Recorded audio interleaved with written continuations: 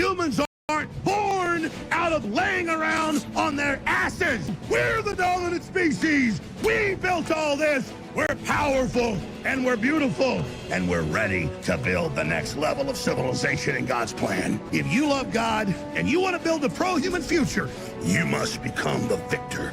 But you have to believe first. This is the truth, and everyone knows it. So, ladies and gentlemen, I'm going to do a video that is directed towards companies and gaming studios and people that work inside of the entertainment arts. So what I will start with is, first of all, hello, my channel is Tactical Templar. I play video games. I'm not very good at Marvel Rivals at all, but I'm using my own gameplay footage for this. I want to explain something very simple, or at least I think it's very simple. Apparently, it's very complicated for people in the gaming industry that think that they're smarter than everyone, and as it turns out, they're not. I'm going to take a more abrasive tone in this video, more abrasive than you're probably used to. You're probably used to people not disagreeing with you, people using buzzwords and fluff words and words that really kind of dilute and distract from the obvious reality of the situation. Here's the deal.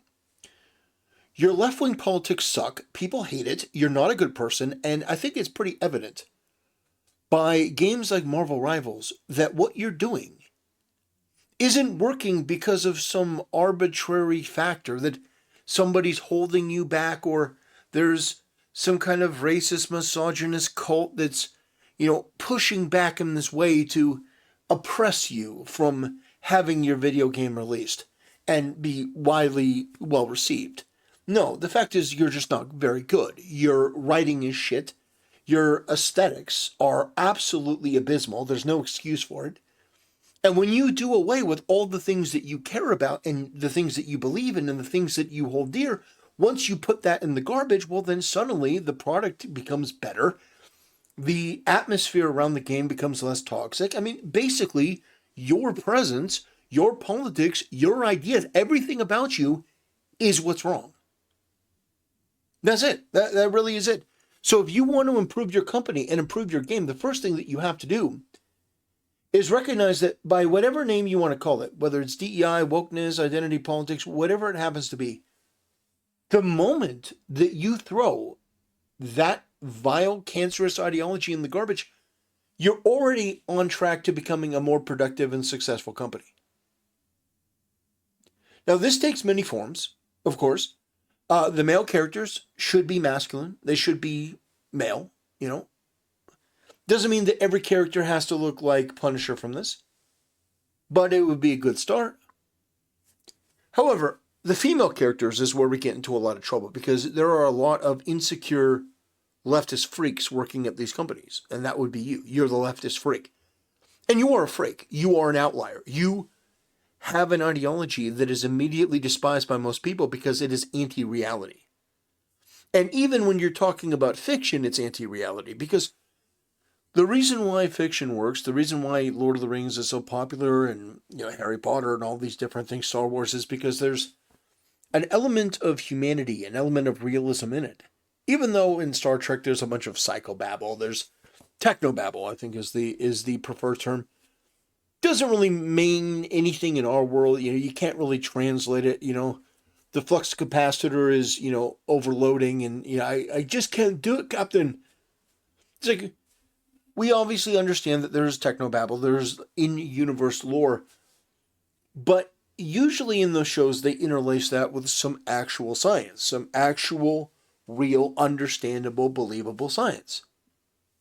And that goes a long way to giving credibility to the technobabble. The dilithium crystal chambers of, the Star Trek Enterprise, well, they use that by, using this coolant feature, which it's like, it's not real, but there is an element of realism in it, and that is what people can get invested in. Here's the difference. Your ideology is also not real.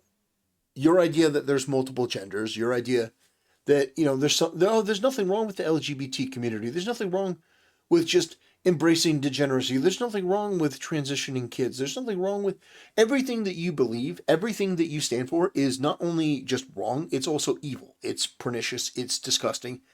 It's been rejected by most civil societies throughout the history of the world.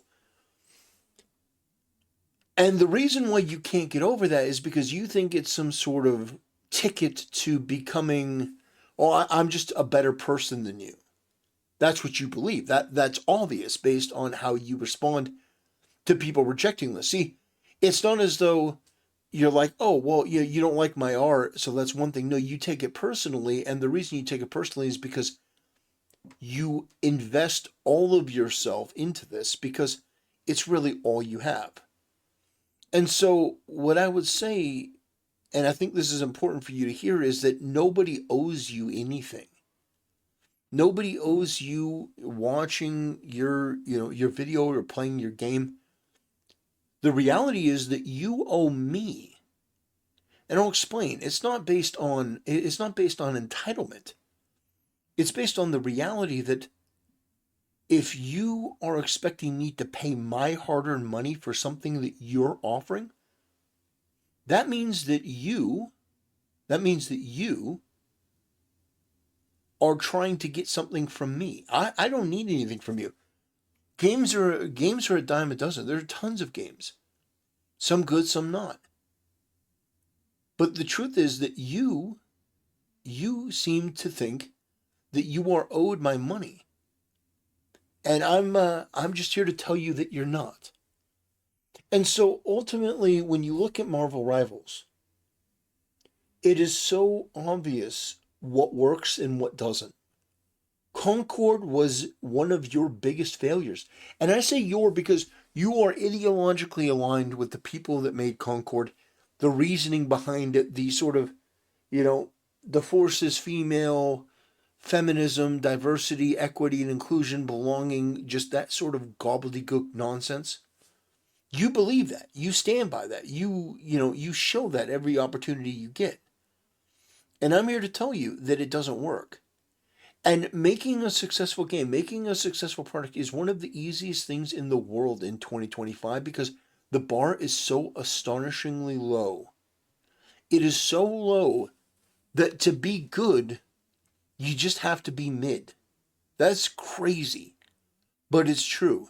You don't even have to be that quirky or that innovative to be good in 2025 because the bar is so low due to identity politics, not hiring based on merit, choosing quotas over, your fans, basically. So here's what I would say to you. If you want to have a successful, thriving business, if you want to make your game stand out and sing, the first thing that you have to do is be different.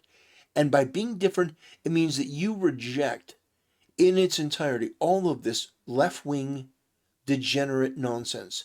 That you take all of this political noise and you basically say we're not going to accept this anymore. Anyone promoting anything resembling this, they're no longer welcome at this company.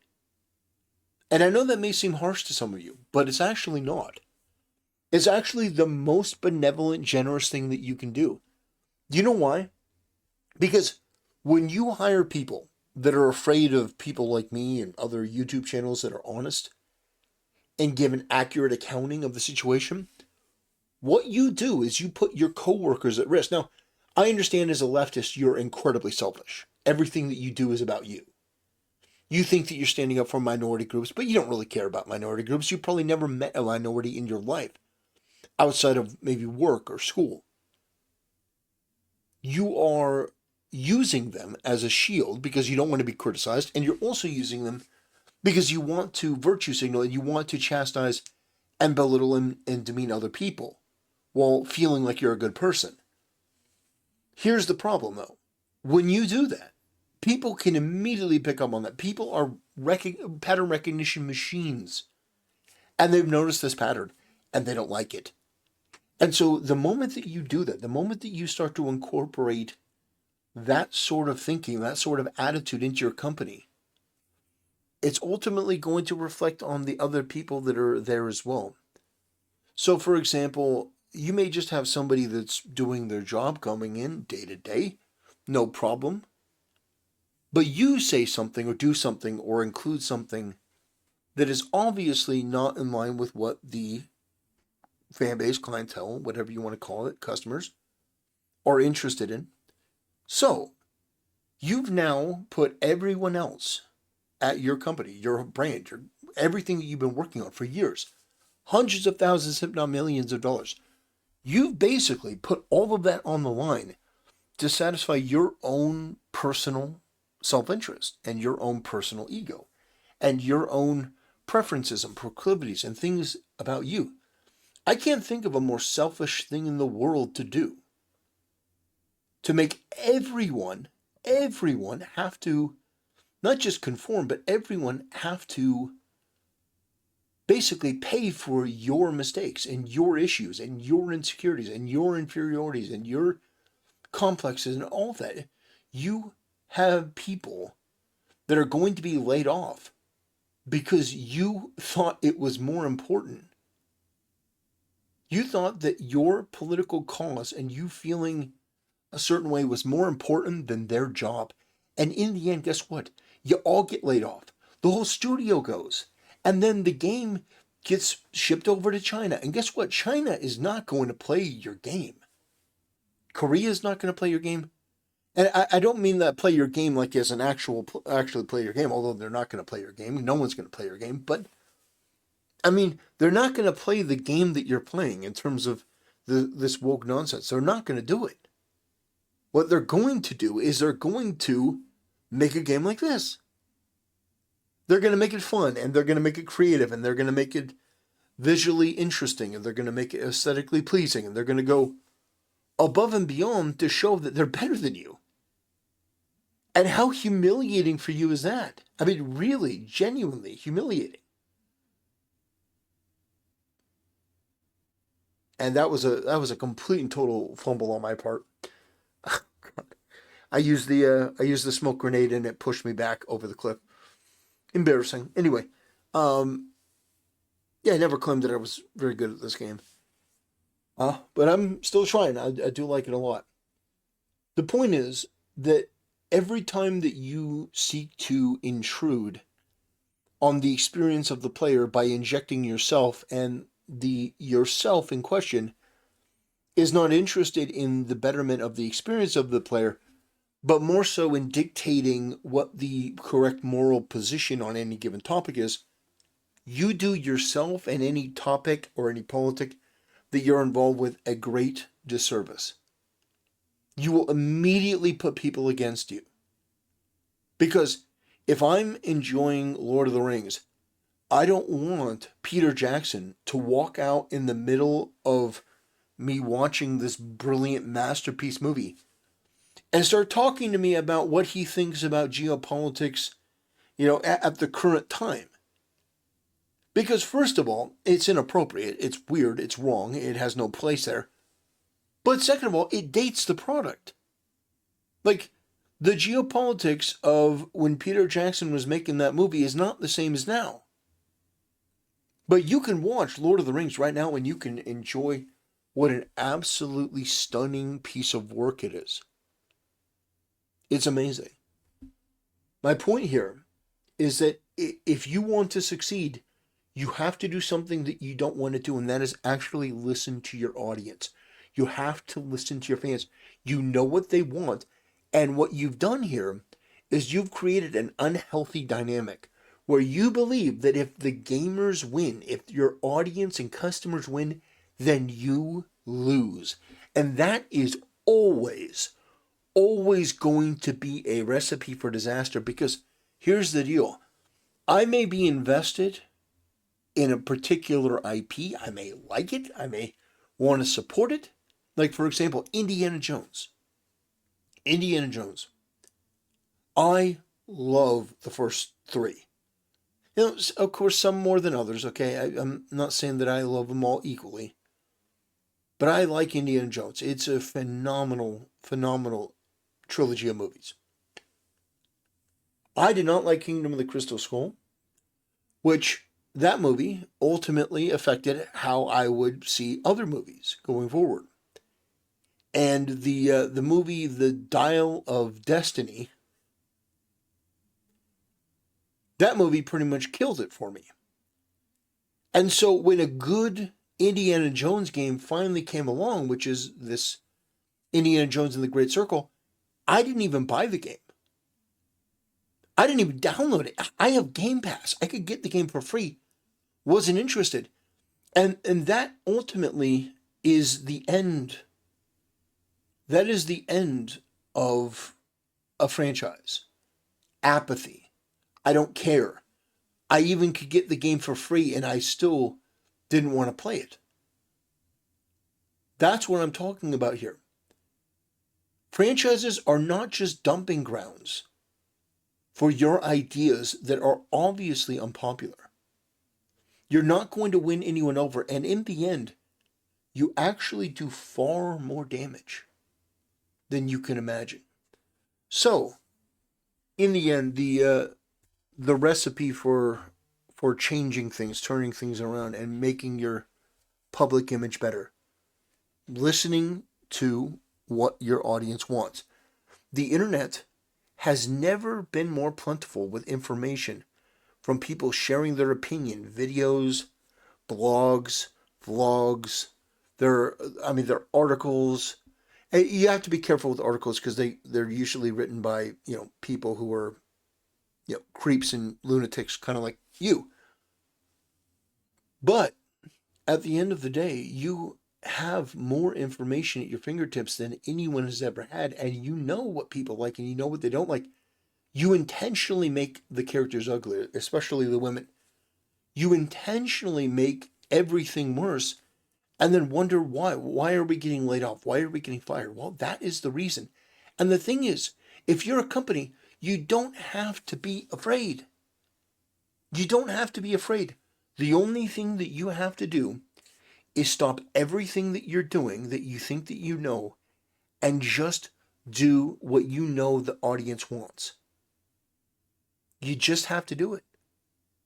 If you want money, if you want attention, if you want popularity, if you want to build a franchise, you have to make something that you know the audience is going to connect to. If you have even a whiff of woke left-wing modern politics, it's going to turn people off. And the thing is, something like Lord of the Rings isn't a right-wing movie, although it kind of is. It sort of is. It's fantasy for right-wingers, a little bit. I know that's an oversimplification. It's not entirely 100% accurate, but it's more or less true. It's sort of it's definitely not dripping with the sort of rings of powerness that Amazon put in there thinking that they were going to appeal to left-wing audiences.